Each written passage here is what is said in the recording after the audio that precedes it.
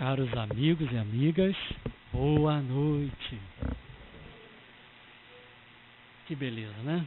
Bom, parabéns ao SETEAC, 25 anos. Como a nossa irmã Teresa disse, a casa ela é coletiva. Cada casa espírita conta com a participação dos tarefeiros encarnados, desencarnados, de todos os visitantes que ajudam com a presença, com o auxílio material. E é sempre festa na terra e no céu, quando uma casa espírita ela comemora mais um ano de vida, mais um ano de existência. A gente não tem noção da grandeza que é a edificação de uma casa espírita na terra. Por mais que a gente estude, que a gente conversa, que a gente receba mensagens da espiritualidade, a gente não tem noção. Não tem noção da ajuda que ocorre nos dois planos de existência, né? O material e o espiritual. Mas é isso, parabéns a todos os tarefeiros. Bom, como vocês podem ver, nós temos aqui tema para um seminário. Temos tema para 3 palestras, uma sobre reforma íntima, outra sobre fidelidade a Deus, outra sobre a origem de tudo. Tá certo? Foi você que escolheu, Teresa, o tema? Uma beleza, né? Para falarmos em 40 minutos, né? Mas é um tema fantástico. E eu sempre faço um material no PowerPoint para disponibilizar a todos. Então, quem quiser já está salvo aqui no computador da casa, ou só me pedir pelo Facebook, pelo WhatsApp, ou os tarefeiros da casa, que está disponível a todos. Então, eu vou seguir mais ou menos o roteiro de reforma íntima, fidelidade a Deus e a origem de tudo, que é, na verdade, um tema que está intercalado, está interligado um ao outro, né? Teresa certamente já sabia disso, mas a gente vai ter que dar uma destrinchada devagarzinho, passo a passo, e não passaremos de 11 horas. Tá bom? Tá todo mundo empolgado? Sexta-feira de hoje, né? Mas, gente, vamos lá. Vamos falar de reforma íntima, vamos falar de fidelidade a Deus e vamos falar sobre a origem de tudo. Bom, é muito importante a gente dar maior atenção aos grandes porquês da nossa existência. E quais são os grandes porquês que a gente precisa fazer todos os dias da nossa vida, do qual não deveríamos dar um passo sequer na nossa vida sem interrogar a nós mesmos e ao infinito sobre esses grandes porquês. Allan Kardec, talvez o aluno mais chato da sala de aula, perguntou demais, indagou demais, interrogou a espiritualidade superior e escreveu para a gente o primeiro livro da codificação espírita, que é o Livro dos Espíritos, que contém 1019 perguntas, mais as outras perguntas subsidiárias. Então, Allan Kardec fez perguntas interessantes. A primeira pergunta de O Livro dos Espíritos, qual que é? Que é Deus? Não é verdade? Então, Allan Kardec indagou: que é Deus? Quem sou eu? De onde viemos? Para onde vamos? E eu fico impressionado como é que nós caminhamos na nossa vida sem se interrogar desses grandes porquês da existência. Como é que a gente dirige uma nação sem se interessar por esses grandes porquês da existência? Como é que a gente constitui uma família sem se interessar por esses porquês da existência? Enfim, como é que a gente dá um passinho sequer na nossa vida sem se perguntar de onde eu vim, para onde eu vou, quais são as leis que regem esse universo que a gente vive? Como é que a gente passa pela vida sem se interessar por isso tudo? É de impressionar. É a mesma coisa que, imagine que a gente vai dirigir um automóvel. E a gente vai dirigir esse automóvel sem habilitação. Mais ainda, vamos dirigir esse automóvel sem conhecer o Código de Trânsito Brasileiro, minimamente, sem conhecer os sinais das vias públicas. E o que acontece? Se a gente não tem habilitação, se a gente não conhece as leis, se a gente não conhece a mecânica do automóvel minimamente possível, qual é a probabilidade da gente dar com o nosso carro na parede, num poste, em outro carro? É muito grande. Mas imagine o inverso. Se a gente dirigir o veículo da nossa vida habilitado, conhecendo minimamente as leis que regem o universo, sabendo de onde vim e para onde vou. É muito diferente. É muito diferente. Então Allan Kardec se debruça, Allan Kardec dedica a sua vida a esses grandes porquês, ele e tantos outros espíritos superiores maravilhosos da existência, trazendo para a gente informações substanciais para que os passos da nossa vida sejam dados com segurança. Com segurança. E ele perguntou, e isso faz parte da reforma íntima. Isso faz parte da proposta de autoconhecimento que a reforma íntima traz para a gente. Então a gente tem que desenvolver na nossa vida uma coisa que eu gosto de chamar de cosmovisão. A cosmovisão é essa, é o interesse, é o propósito pelas coisas que interessam na nossa vida. É a gente sentir, pensar e agir em comunhão com essas leis superiores que regem o universo. Com o mínimo de conhecimento de onde viemos e para onde vamos e como devemos nos mover na vida. E para isso a gente tem os livros da literatura espírita, temos livros de outras religiões, de outras filosofias que muito nos ajudam a caminhar com maior segurança. Então que a gente possa sempre buscar esses propósitos na nossa vida. Desenvolver esse interesse, né, de buscar em essência as coisas que mais interessam para cada um de nós. Sem medo de perguntar. Sabe por quê? Porque a ignorância tem certeza de tudo. A ignorância não pergunta. Ela adora acomodação. Não gosta de sair do lugar. Não é verdade? Então a gente tem que indagar, tem que questionar, tem que perguntar, tem que buscar.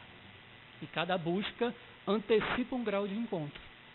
Cada passo que a gente dá, a gente se aproxima mais de onde a gente quer chegar. Então não importa o passo, o tamanho do passo.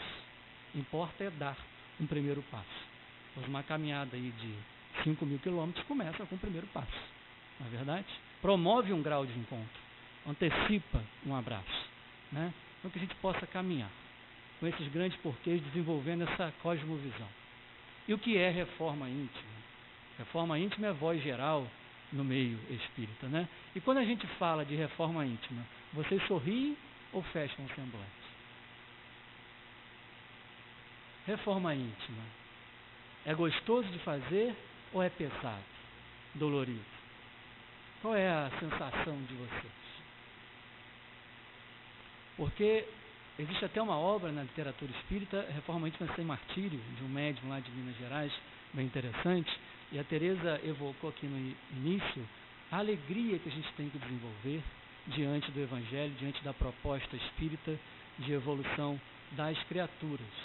E eu recordei quando ela disse aqui no púlpito que Jesus disse em determinado momento que para entrar no reino dos céus a gente precisa se assemelhar a uma criança, a uma criancinha, não é verdade? Eu fiquei pensando, bom, crianças pequenas, 5 anos de idade, um neto, um filho, um sobrinho. Quando essa criança se desentende com outro coleguinha, no colégio, por exemplo, ela fica mais ou menos 20 anos fazendo terapia, ela vai para casa chateada e nunca mais volta a falar com aquela outra criança? Ou ela, 2 minutos após, ela já esqueceu aquilo tudo e já voltou a brincar?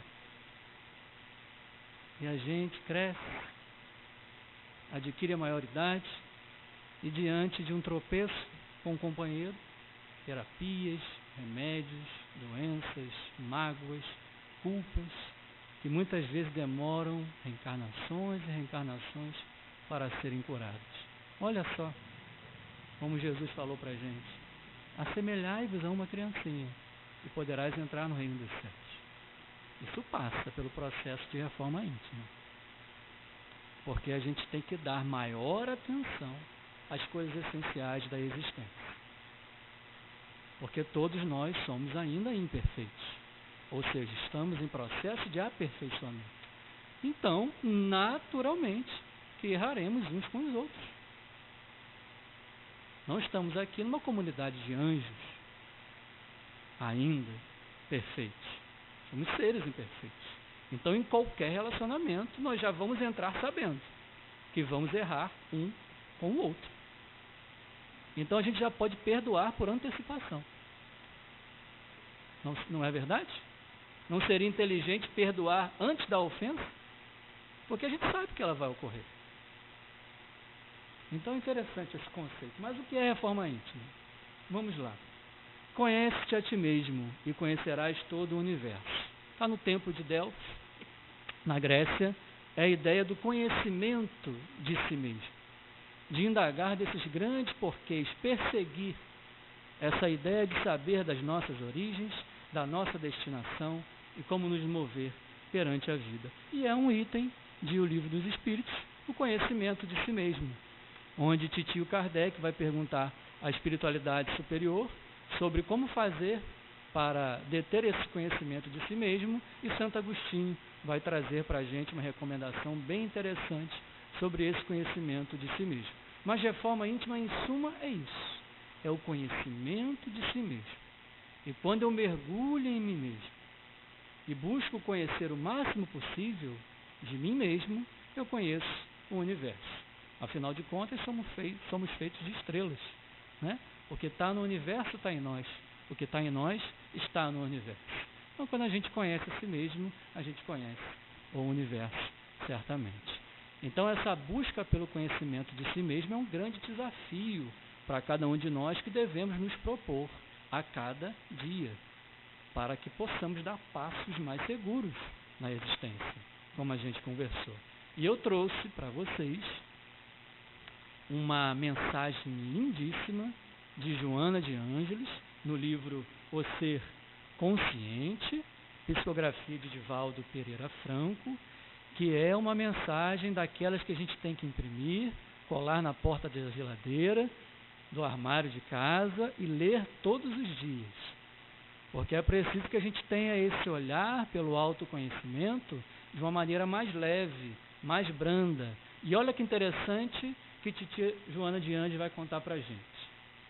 O ser consciente deve trabalhar-se sempre, partindo do ponto inicial da sua realidade psicológica, aceitando-se como é e aprimorando-se sem cessar.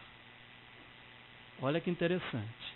Partindo do ponto inicial da sua realidade psicológica, ou seja, não da realidade do outro, da maneira que o outro vê a cada um de nós, e sem fazer paradigmas, sem fazer comparações sobre o outro é mais evoluído, o outro é menos evoluído e eu sou assim. Não, é partir do meu ponto de realidade psicológica. É a partir da minha realidade intrínseca. Como que eu penso, como que eu sinto, como que eu ajo. Como que naquela situação eu reagiria. Como que eu sinto quando aquela pessoa que eu não gosto aparece na minha frente. Qual é a minha vontade naquela hora? É de pular no pescocinho dela? Então a gente tem que se perguntar sempre como que eu sou, como que eu ajo, como que eu penso, como que eu sinto. A partir daí, da nossa própria realidade psicológica, a gente ter minimamente um conceito de como nós somos, de como nós estamos naquele momento, porque estamos num incessante fluxo de transformação. Não é verdade? A gente poderia se reunir aqui ano que vem, na mesma data, no mesmo horário, com a mesma roupa, que sentaram nas mesmas posições, que já seria outro momento. Esse tempo não volta nunca mais. Então, a gente precisa passar por esse processo que a Joana diz, aceitando-se como é e aprimorando-se sem cessar. E está aí o grande desafio da existência, aceitar-se como nós somos, nem mais, nem menos. Humildade é justamente isso. Humildade não tem a ver com pobreza. Humildade tem a ver em você ser aquilo que você é naquele instante. É não superestimar-se a si mesmo, nem subestimar-se a si mesmo. É reconhecer-se assim como você é naquele instante. Eu sou impaciente, eu sou nervoso, eu sou calmo, eu sou sereno. Como que você se reconhece naquele instante? A partir daí você consegue dar outros passos. Porque se você não investiga a si mesmo, não busca fazer esse autoconhecimento e essa autoaceitação, todos aqueles defeitos imensos que temos tomam conta na nossa vida e agem no automático. Tem que a gente nem perceba. Então, se a gente colocar para debaixo do tapete e não investigar a si mesmo, essas coisas tomam conta de nós. De maneira que a gente nem se dá conta disso. Não é verdade? Então, a gente tem que fazer essas pesquisas interiores. Tem que buscar esse desenvolvimento, aceitando-se como é e aprimorando-se sem cessar. Opa, isso aqui não está legal, então eu vou aprimorar, vou buscar a ajuda da casa espírita, de um psicólogo, de um terapeuta, vou buscar ajuda em livros para tentar melhorar. Ah, eu sou ciumento. O que é ciúme? Aí você vai buscar o que é ciúme. E como que eu sinto quando eu estou com ciúme? Entende o que eu estou querendo dizer? É você investigar o que é isso, porque cada defeito nosso, ele tem um potencial imenso de realização. O ódio é o amor adoecido. Ele está invertido na sua polaridade. Então, quando você descobre um defeito em ti mesmo, você trabalha esse defeito, ele como se abre. É que ele te dá um potencial de crescimento imenso, porque é uma energia que está contraída, coagulada. Aí você libera aquela energia a seu favor. Mas se você não trata dela, se você não abraça ela, se você não aceita ela, não desenvolve ela, é colocar do lado realmente, eu gosto de dizer que é fazer um culto do lar mental. Você colocar o defeito do lado e conversar com ele. Ô, meu amigo, vamos conversar, vamos fazer as pazes? Vamos tentar se entender? Então a gente coloca mais leveza nas coisas, fica mais fácil da gente resolver. Mas se a gente se desesperar, eu sou assim mesmo, eu não vou mudar, eu vou precisar de 30 reencarnações para resolver esse problema, e a gente fica botando, postergando, né, para sempre situações posteriores. Mas enfim, tem mais, vamos lá. Somente consegue essa lucidez aquele que se autoanalise, disposto a encontrar-se, sem máscara, sem deterioração. Para isso, não se julga, nem se justifica, nem se culpa, apenas descobre-se. Olha só, não se diminui, não se deteriora, não se culpa, não se justifica, descobre-se. E tem que ter essa honestidade, essa sinceridade de fazer essa autoanálise, disposto a encontrar quem eu sou, não o que eu quero, é quem eu sou nesse instante. É a partir daí a gente tem o ponto de partida de conhecimento de si mesmo para a gente desenvolver os próximos passos. É uma mensagem muito profunda, que dali há diversos desdobramentos, mas a gente só tem até 11 horas, como a gente conversou.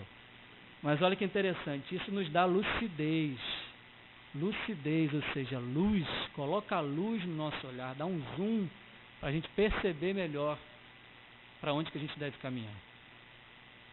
Então vamos lá. E, como diz Paulo de Tarso, pois quando sou fraco, então é que sou forte. Porque muitas vezes nessa autoanálise a gente descobre defeitos em nós, que a gente se deteriora, se diminui, e na verdade a gente, como diz Paulo ali, pode ganhar uma força, um plus a mais, descobrindo aquele defeito, liberando aquela energia e crescendo, para poder um dia dizer, igual ele diz, agora carrego em mim as marcas do Cristo, e ninguém mais pode me ferir. Então, a questão 919 do Livro dos Espíritos, Titio Kardec vai perguntar à espiritualidade: qual o meio mais eficaz que tem o homem de se melhorar nesta vida e resistir à atração do mal? Então a espiritualidade vai responder que é o conhecimento de si mesmo.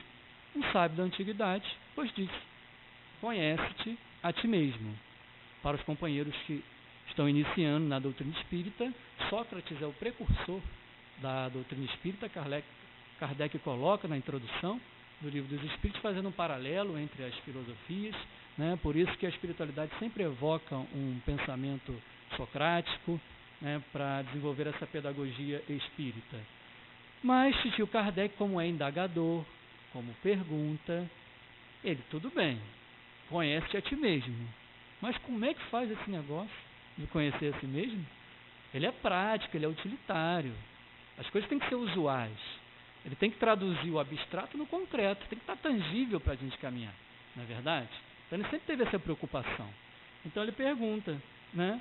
Tudo bem, conhecemos a sabedoria dessa máxima, porém a dificuldade está precisamente em cada um conhecer a si mesmo. Qual o meio de consegui-lo?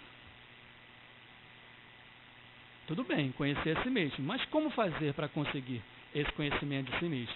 É aí que vem a lição de Santo Agostinho, ele dizendo como que ele fazia para desenvolver esse conhecimento de si mesmo. Então ele vai dizer aqui: fazei o que eu fazia quando vivi na terra. Ao fim do dia, interrogava, perguntava, questionava a minha própria consciência e passava em revista ao que fizera e perguntava a mim mesmo se não faltara algum dever, se ninguém tivera motivo para que em mim precisava de reforma íntima. Então ele questionava a si mesmo, passava em revista todos os atos do dia a dia antes de dormir.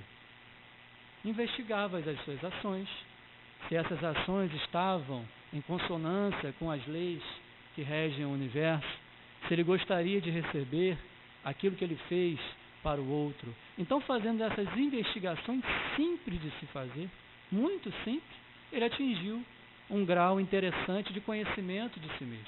E se tornou o grande Santo Agostinho, que a gente tem a alegria de receber mensagens suas na codificação de Allan Kardec. Então é uma técnica simples aqui de se fazer, que ajuda muito no nosso dia a dia. Tentem fazer. Busquem colocar em prática isso. Testem durante uma semana, um mês, e anota se vai haver diferença ou não, porque a gente age no automático, a gente age sem perguntar, a gente age muitas vezes, mesmo nós espíritos, desinteressados muitas vezes dessas questões, porque a vida material nos traz uma série de distrações. A vida material muitas vezes nos dá um sono de buscar as coisas essenciais para a vida. Então esses exercícios mentais, a gente fazer esses questionamentos, nos ajuda muito nesse conhecimento de si mesmo e, portanto, a dar passos mais seguros na vida. E, para a gente encerrar essa primeira parte da reforma íntima, tem essa pergunta que eu gosto sempre de trazer, acho que todas as vezes que eu vim no CPI, eu trouxe essa pergunta aqui, né? Então a pergunta é: poderia sempre o homem, pelos seus esforços, vencer as suas más inclinações? É fácil fazer reforma íntima? Traduzindo aqui a pergunta. Então, 99% dos ouvintes, dos leitores dessa pergunta dizem que não. Eu também disse a primeira vez que li. Mas a espiritualidade superior fala absolutamente o inverso do que nós pensamos. E olha só a resposta dos espíritos. Por isso que eu perguntei a vocês. Quando a gente fala de reforma, a gente sorri, mas a gente fecha o semblante. Olha só. Sim. E frequentemente fazendo esforços muito insignificantes.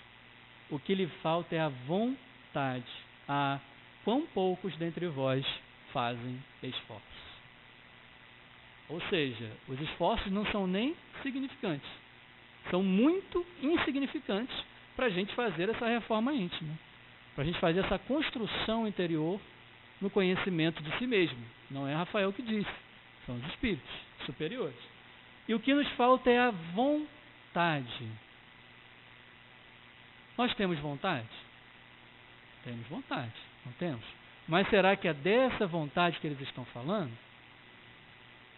Tem situações na literatura espírita interessantes que faz-se um atendimento fraterno no plano físico com um companheiro encarnado e ali ele fala uma série de coisas, apresenta-se, né, fala das suas dificuldades e depois que desdobra esse companheiro no plano espiritual, faz o mesmo atendimento com ele.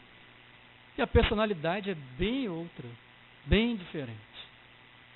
Então, nessa perquirição, investigação de autoconhecimento, a gente começa a descobrir se realmente a nossa vontade é uma vontade sincera, uma vontade concentrada, uma vontade verdadeira, ou se é aquela vontade, como Conta-se que Chico Xavier dizia que tentação é como se fosse um cachorro muito grande correndo atrás da gente e a gente está doidinho para ser pego por esse cachorro. Perceberam? Ou seja, não é uma vontade verdadeira. Então há uma vontade verdadeira e há uma vontade que muitas vezes é uma autoenganação, uma autossabotagem. Então é descobrir essa vontade, esse propósito, que é o nome de um livro novo do Prembaba, Propósito, que livro lindo, lindo. Então é desenvolver esse propósito na vida. Quando a gente desenvolve esse propósito superior na vida, a nossa vontade cresce, direciona-se para as coisas que interessam. Então, é fácil, só que tem que desenvolver essa vontade, tá? E é a vontade, e existem duas vontades no universo, a vontade de Deus e a nossa vontade. Se a nossa vontade, seguindo essas placas, vai no sentido contrário à vontade de Deus, que é vontade boa, benéfica para todos, é um pai de infinito amor, que só quer o bem para os seus filhos. Se a gente unifica essas duas vontades, faz uma comunhão de vontades, a gente consegue atingir a nossa felicidade, a nossa perfeição. Mas se as vontades se entrecruzam, vão em caminhos inversos, realmente fica mais difícil a nossa caminhada. Então, a nossa caminhada pode ser mais leve, se a gente fizer esse conhecimento de si mesmo, buscar esses propósitos superiores e alinhar a nossa vontade com a vontade divina. Então, reforma íntima, sem martírio, é possível, é fácil e todos nós conseguiremos. Ok? É autoconhecimento. Será que vai dar tempo? Então vamos lá. Fidelidade a Deus, a origem de tudo. Isso é quase uma provocação, né? Esse tema, porque o judaísmo antigo, o estudo bíblico do Novo Testamento também, um dos temas centrais é a fidelidade a Deus. Várias parábolas de Jesus, vários contos de Jó, vários salmos do Antigo Testamento evocam essa fidelidade a Deus. O povo judeu, a tradição hebraica se preocupava muito em saber o que é fidelidade a Deus. Tanto que lá naquela parábola do bom samaritano, que na verdade é uma resposta de Jesus à pergunta de um doutor da lei, de um grande sábio da tradição hebraica, o doutor da lei vai perguntar a Jesus o que se precisa fazer para herdar a vida eterna. Aí Jesus vai fazer com que ele mesmo responda que para herdar a vida eterna ele precisa amar a Deus sobre todas as coisas e, em resumo, e o próximo como a si mesmo. E nesse amar a Deus sobre todas as coisas, é amar a Deus de todo o coração, de toda a tua alma e com todos os teus bens, com todas as tuas forças. Isso para eles era a fidelidade a Deus, mas numa ideia de que você deve cumprir determinados ritos para ser fiel a Deus e conquistar o seu progresso, a sua felicidade. Você tinha que cumprir atos exteriores, determinadas liturgias, ritos, programados, etc. E Jesus renova essa concepção, bem resumidamente, trazendo essa ideia para um culto interior, essa ideia de reforma interior. E o que ele vai dizer que é a edificação do reino de Deus, que não vem daqui nem de acolá, e não vem com aspectos materiais. O reino de Deus está dentro de vós. Então Jesus, ele modifica essa ideia, trazendo ela para o campo interior do espírito do ser. Então a fidelidade a Deus é esse cumprimento, é esse alinhamento de vontade, a vontade de Deus com a vontade da criatura para conquistar um objetivo. Mas eu trouxe uns textos aqui, uns achados muito interessantes.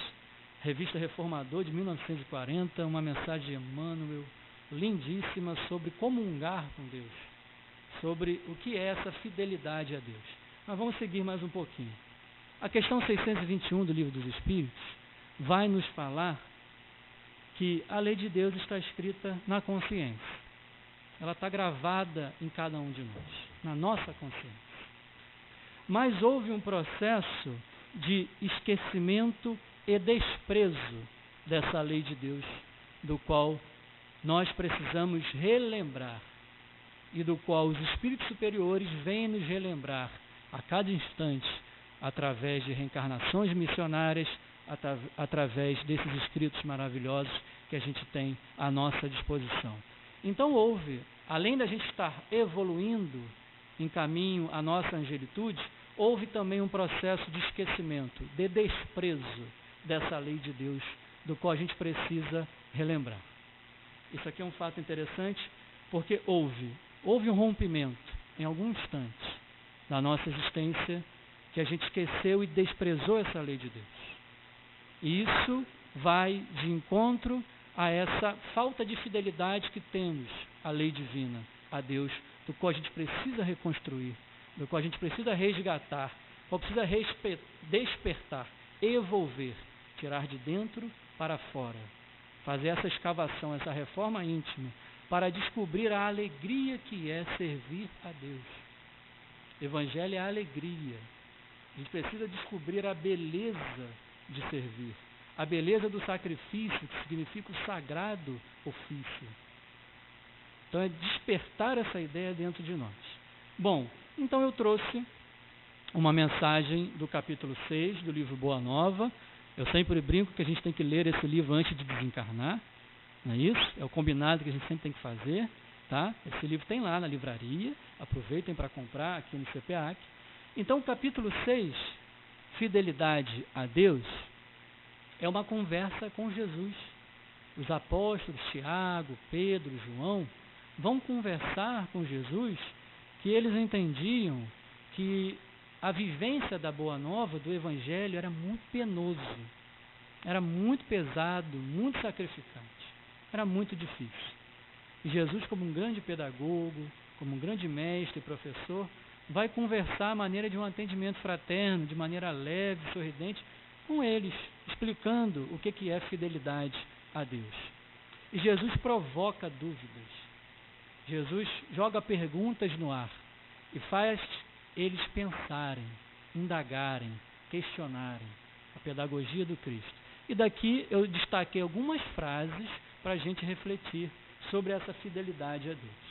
Então olha só, Jesus dizendo: meditai nos tributos que a fidelidade ao mundo exige. Há uma fidelidade a Deus e há uma fidelidade às coisas do mundo. E será que essa fidelidade, esse interesse maior pelas coisas que não interessam muito à nossa evolução, são fáceis também? Não exige os seus tributos pesados? É fácil carregar uma couraça de orgulhoso? É fácil carregar uma couraça de vaidoso? Muitas vezes basta um pingo no cabelo da mulher, sobretudo, não é verdade? Para acabar com um dia, não é verdade? Então, a vida material pesa, exige de nós muita coisa. Não é fácil. Não é fácil ser mentiroso, sustentar a própria mentira diversas vezes. Não é fácil. Exige tributos muito pesados que adoecem as criaturas. Patologias, mágoas, culpas, que muitas vezes fazem aniversário todo ano. Não é verdade? Então o mundo exige seus tributos. É bom pensar nisso. Não achais enorme o tributo que o mundo exige dos que se apegam aos seus gozos e riquezas? É pesado. Não é fácil sustentar títulos, defender títulos, nome na porta do consultório, etc. Vaidade das vaidades, que a gente carrega ainda pela frente. Não é fácil. Pesa. Aí Jesus vai perguntar, uma analogia muito simples: se o mundo exige os seus tributos, se o mundo pede tanto, por que não poderia Deus pedir-nos lealdade ao coração? Se o mundo exige tanto e a gente adora pagar esse tributo, por que a gente não pode dar a Deus o que é de Deus também? E a gente só dá a César o que é de César. E ele vai trazer novas reflexões. Acima de todas as coisas, respondeu o mestre, é preciso ser fiel a Deus. Fidelidade a Deus, que vai muito além da crença de acreditar em alguma coisa. Ser fiel a Deus é entregar-se à sua obra coletiva e individual na terra. Estabelecer o reino de Deus na terra e no coração. Na causa de Deus, a fidelidade deve ser uma das primeiras virtudes. Ou seja, a fidelidade é uma virtude. É algo a ser conquistado, despertado, porque já está lá dentro de nós, mas nós esquecemos e desprezamos, como diz a questão 621. Então é regar essa semente para que ela cresça, dê flores, frutos, perfumes. O discípulo da Boa Nova tem de servir a Deus, servindo a sua obra neste mundo, a obra divina, porque o reino de Deus é obra divina no coração do homem. Então a virtude de fidelidade a Deus, ela se realiza na obra de realização do reino de Deus no mundo. Se realiza na caridade. Fora da caridade não há salvação, a bandeira levantada pelo Espiritismo. Se realiza na abnegação, se realiza nesse sacrifício, na renúncia, se realiza em fazer alguma coisa de bom para a humanidade. É escolher a melhor parte do ser humano que está ao nosso lado. Não se fixar tão somente no lado ruim do ser humano que está ao nosso lado. É na nossa profissão, é nos propósitos que a gente elegeu fazer algo de coletivo. Realizar alguma coisa de bom no mundo, não perder tempo, dormindo, distraído, uma série de coisas que não realizam nada de interessante para todos. Então Jesus vai dizer que essa fidelidade a Deus é nos atos de cada dia, agora, hoje. E olha ele dizendo mais um pouco. Nos dias de calma, é fácil provar-se a fidelidade e confiança. Não se prova, porém, dedicação verdadeiramente, senão nas horas tormentosas. A consciência nasce do contraste. É no contraste, no problema, que a consciência vai nascer. É ali que ela desperta. Então, nos dias tranquilos, é muito fácil ser fiel a Deus, não é verdade? Mas é no conflito, no desafio, na dificuldade, que essa consciência deve despertar. E do espinho que a gente recebe, a gente oferece uma rosa. O Titi Emmanuel vai dizer que na conversão do ofensor, o ato do ofendido é substancial. Substancial. Modifica a estatura mental do outro que te ofende quando você devolve com amor, com paciência, que foi a página de abertura. É outro tipo de energia, você move outras forças muito superiores. Olha o que Gandhi fez. Olha o que Gandhi fez. Libertar uma nação pelo princípio da não violência, sem levantar uma... Que força é essa que existe no universo capaz de fazer isso? Martin Luther King? Joana d'Arc? Que força é essa? Então a gente tem acesso a essas forças imponderáveis, infinitas, imensas à nossa disposição. Mas precisa ter vontade de pegá-las, utilizá-las a nosso favor. Eu tenho até que horas? É sério agora, eu nunca... 8h15. É 8h20, é isso? Então, olha só. Então, o filho de coração fiel a Deus está estudando essa virtude da fidelidade a Deus. Não é promover, é cumprir cultos, não é isso, é um culto interior, é muito diferente. Você não precisa nem vir à casa espírita. Não precisa frequentar uma religião, é importante, é interessante, é maravilhoso. Mas é um culto interno, de você ser fiel a Deus onde você está. Então, o filho de coração fiel a seu pai se lança ao trabalho com perseverança e boa vontade.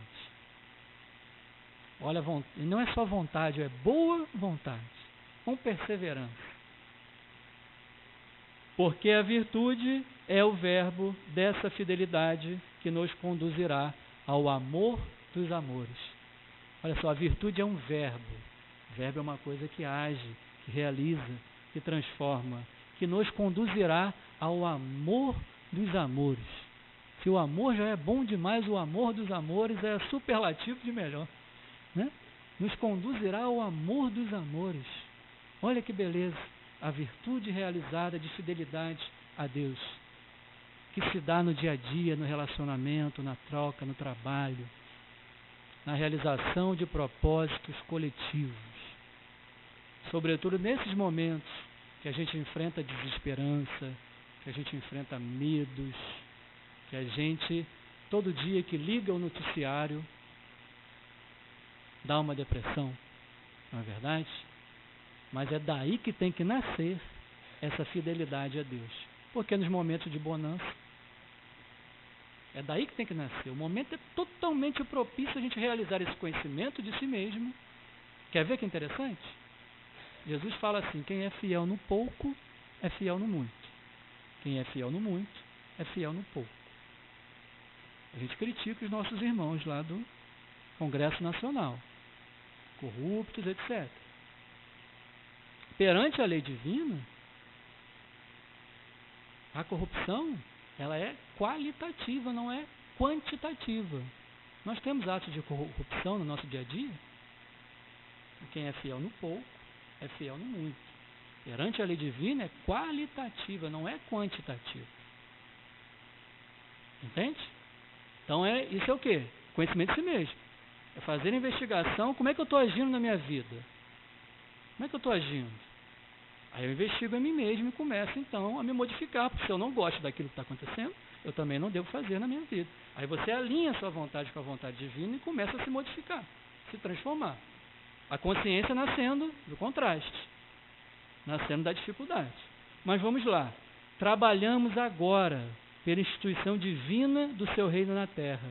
Mas desde quando estará o Pai trabalhando por nós? Página de abertura.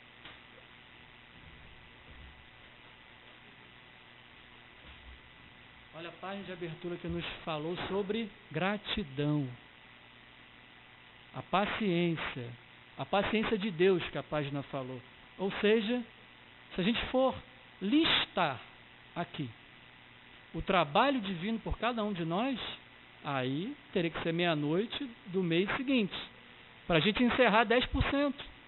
Não é verdade? O Sol está sustentando a vida. A gravidade está mantendo a gente aqui agora. Quem está controlando a gravidade aqui? Ninguém. As estações do ano, o corpo biológico que a gente tem, a genética que a gente tem, vem desde nossos bisavós, avós, pais, nos deram a vida, a oportunidade de reencarnar. Há uma fila imensa para reencarnar do lado de lá. Reencarnar não é assim. Vou reencarnar. Não é. Então, o Pai trabalha por nós incessantemente.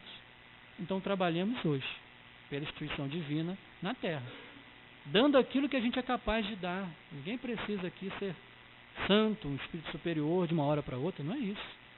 É dar o pouquinho que a gente pode dar. Isso a gente é capaz. Estamos fazendo agora uma doação para a humanidade, sentados aqui fazendo um estudo, fazendo prece, elevando o nosso pensamento a Deus, aprendendo sobre conhecimentos superiores, sobre conhecimento de si mesmo. É um ato lindo de cada um de nós que está aqui hoje. É um pouquinho que a gente está dando para a humanidade. E aí viria a mensagem da revista Reformador. Para quem não conhece a revista Reformador, desde 1883, essa revista é publicada periodicamente pela Federação Espírita Brasileira. E há uma mensagem onde Titi Emmanuel vai dizer para a gente o que é comungar com Deus, dentro dessa ideia de entender o que é fidelidade a Deus. E olha o que ele vai dizer.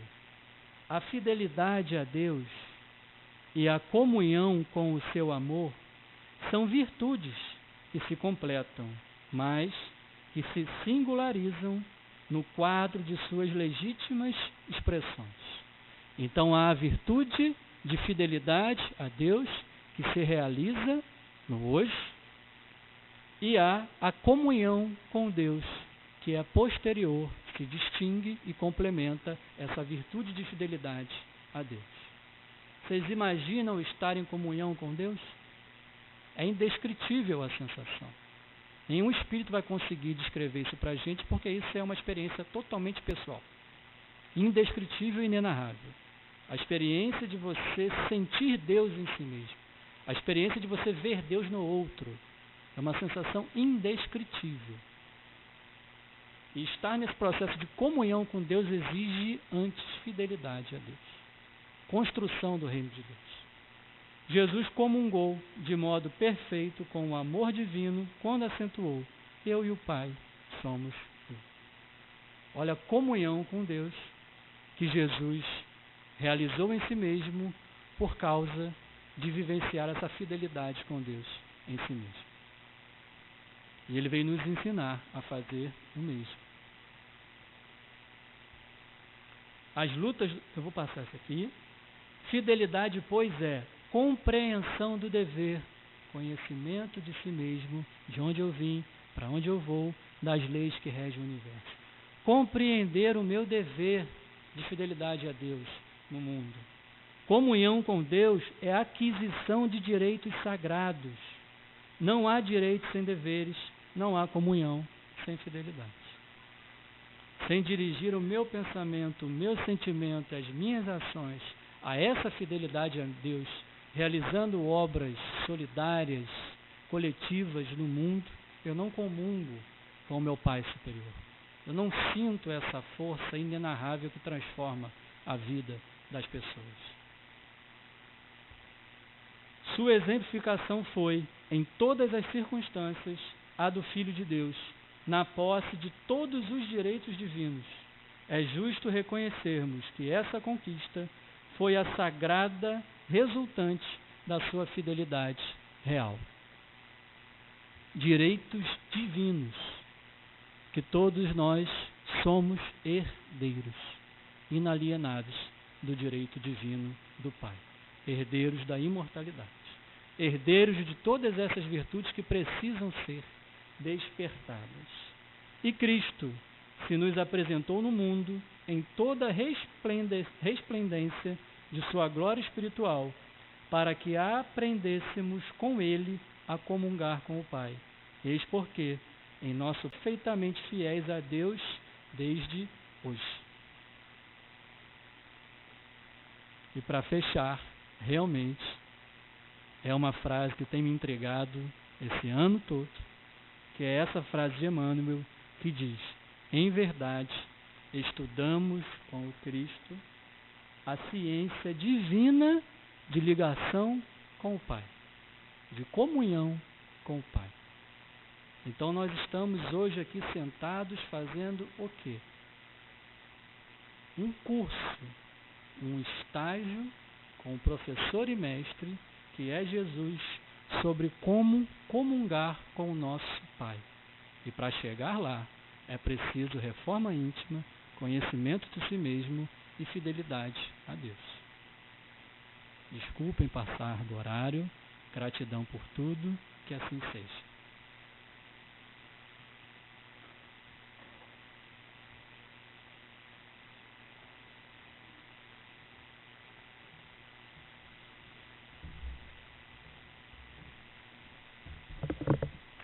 Acabou, né? A gente ficava mais um pouquinho aqui ouvindo isso, né?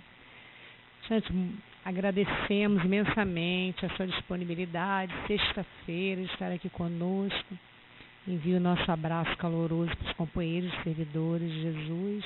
E volte sempre. Não, porque eu vou convidar, né? Então, uma pessoa elegante não diz não, né?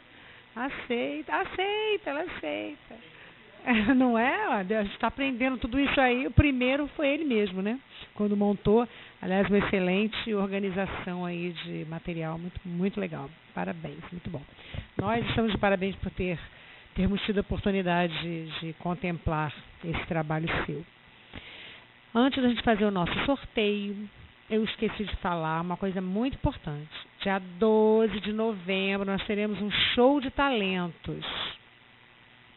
Então, vai ser um evento lá no Instituto Dr. Marcha, ali na Desembargador Lima Castro, em que a gente vai ter varal de poesia, a gente vai ter pintura, desenho, dança, música, e aí a gente está convidando todo mundo a trazer, né, os seus talentos ocultos, né, para que a gente possa, no dia 12 de novembro, um domingo à tarde, lá no Dr. Marcha, em breve já teremos o convite por aquela contribuição simbólica de R$5, e lá teremos os variados shows, muitas atrações, né, de vários níveis. Estamos aí chamando todo mundo para participar, e teremos os salgadinhos, docinhos, refrigerantes, coisinhas para comer e para beber lá, que serão vendidas para que a gente possa, com esses eventos, contribuir, né, na nossa organização, né? A Raquel está aí querendo fazer um monte de obras, então a gente tem que ter o suporte financeiro, inclusive para reestruturar o nosso salão em breve, que está ali na pauta das obras da nossa diretora, né, que lida com essa parte da administração e da organização. Então, esse evento tem essa função, que é uma função de angariar fundos, uma função social, que é da gente confraternizar e a gente mostrar os nossos dons e talentos. Então, a gente está convidando todo mundo para participar no dia 12. E nós vamos agora fazer o sorteio.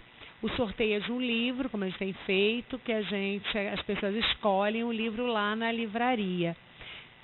Na página tem a numeração, vamos ver quem está precisando ler. Aproveita e já compra, né? Qual é que a gente não pode desencarnar sem ler, Boa Nova? Então eu estou bem. 11. Opa! Então a amiga está precisando ler, aproveite. É só levar esse tem o vale, em que você pode escolher o livro que você quiser ler na nossa livraria, né? Mas, de qualquer forma, a gente está sugerindo Boa Nova, mas pode ser o livro que você quiser, mas coloque Boa Nova na lista, né? Antes de desencarnar, gente, nessa encarnação, né?